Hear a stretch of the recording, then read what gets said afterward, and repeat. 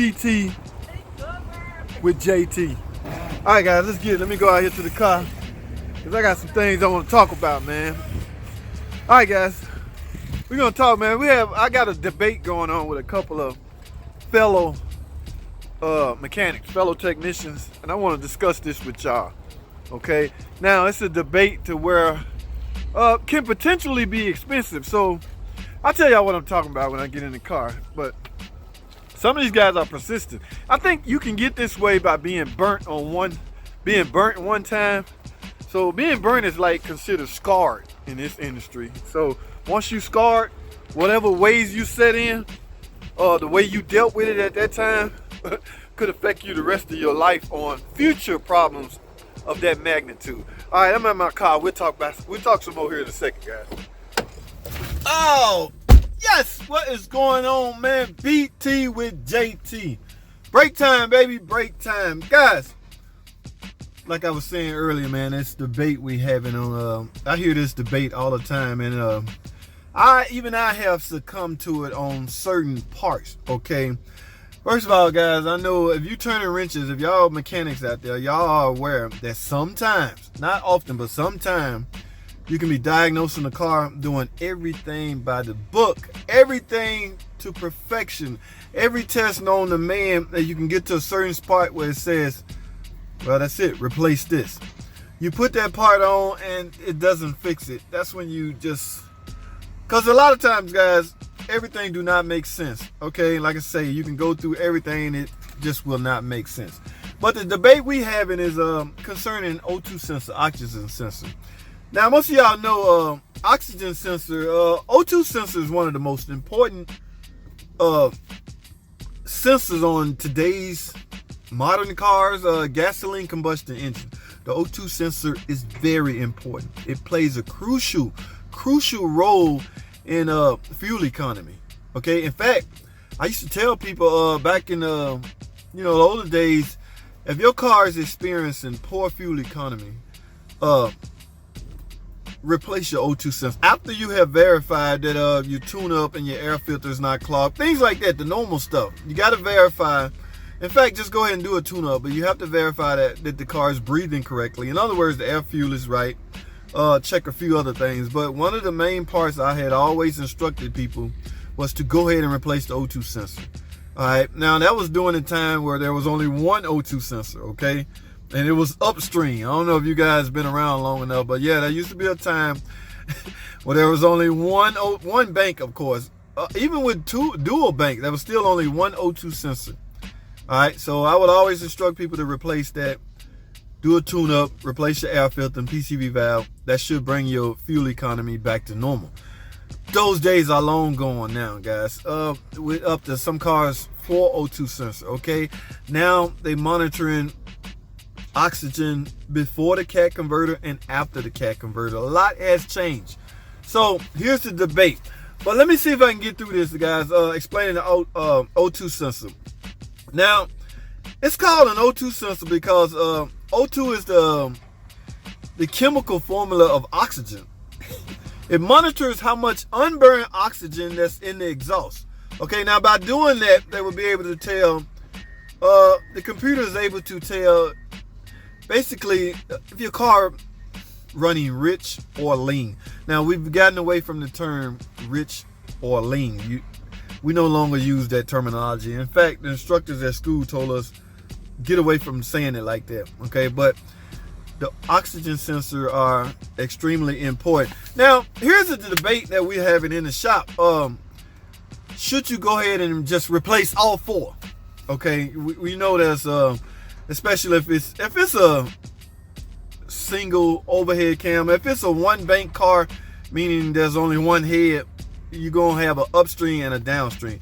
But most V engine, V6 or V8, gonna have it's gonna be 2 banks, which means there's likely gonna be 2 cats, which means there's likely gonna be 4 O2 sensors. Okay, 2 upstream, 2 downstream. So the debate comes in the shop between mechanics, amongst mechanics at times. Should you just go ahead and replace all 4 when you have a problem with one, or when your computer is showing a problem with one? Now, a lot of guys do that. A lot of guys do things in pairs. Cam and crank. You know, I can understand that. I've been burnt on that before. Evap, purge, and an ESIM. I can understand that. But the oxygen sensor, it could get extremely expensive by doing it this way. Now, you can, however, concentrate on that particular bank that's setting the code. I assume we're discussing about the fault code. Let's say you get a code for upstream oxygen sensor shorted, okay? And you do your diagnosis and it's determined that that one upstream oxygen sensor is bad, all right? Should you just replace that one oxygen sensor? Guys, I mean, based on the fault code, yes, because that's the only one that the computer saw a problem with. But my assumption is guys have been burnt and they are extremely scarred. They don't want it to ever happen again. Guys, nobody wants to experience a scar that you have experienced before. Those are the most painful ones, okay? You don't want to ever experience that again.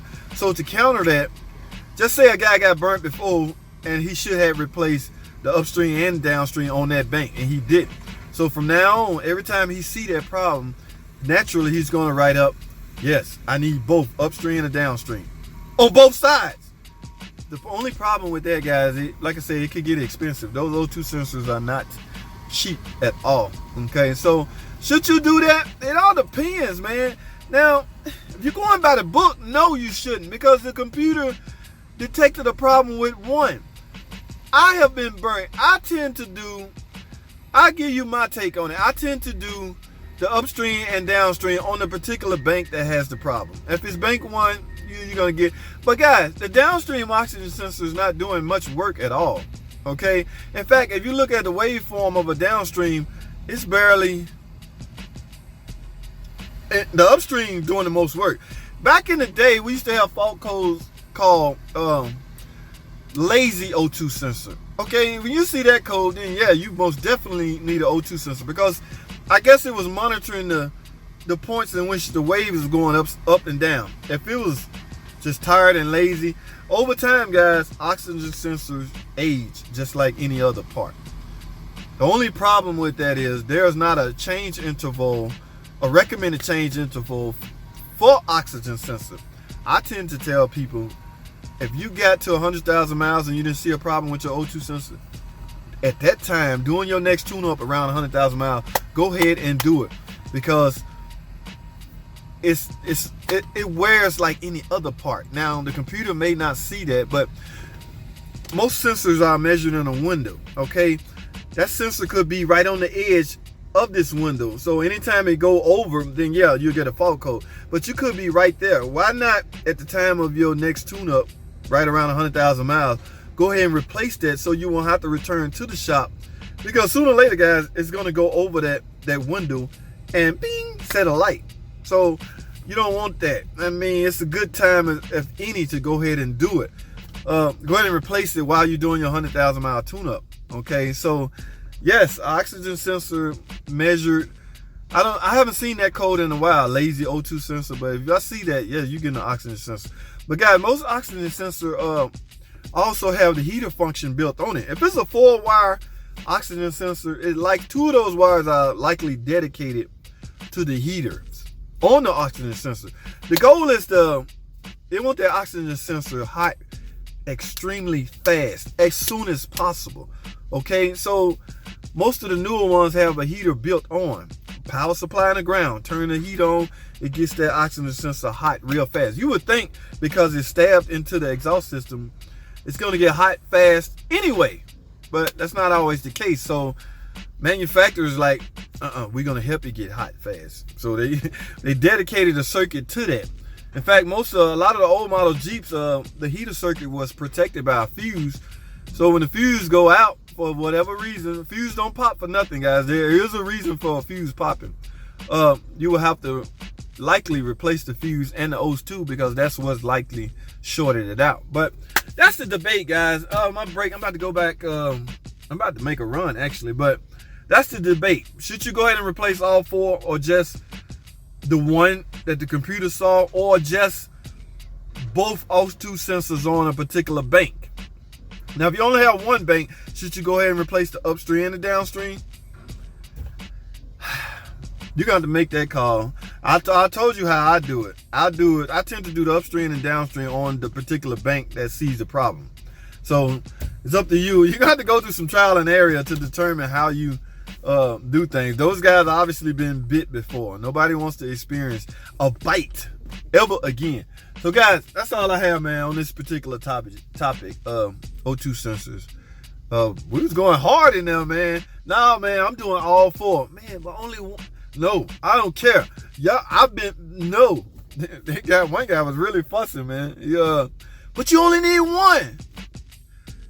I guess it becomes a factor. Like, you don't want to waste people money, but you also don't want to see that car back again for the same problem. Because, guys, computers have glitches in it. Now, I have seen where a computer set a particular fault code and I replaced that particular fault part after doing my particular diagnosis. Never just replace a part based on the fault code name. And the car come back with the same code, and I end up replacing the downstream. We're talking about O2 sensors, and I've never seen that car before. So computers have glitches. Like I say, you're going to have to personally go through some trial and error to determine how you're going to handle situations like that.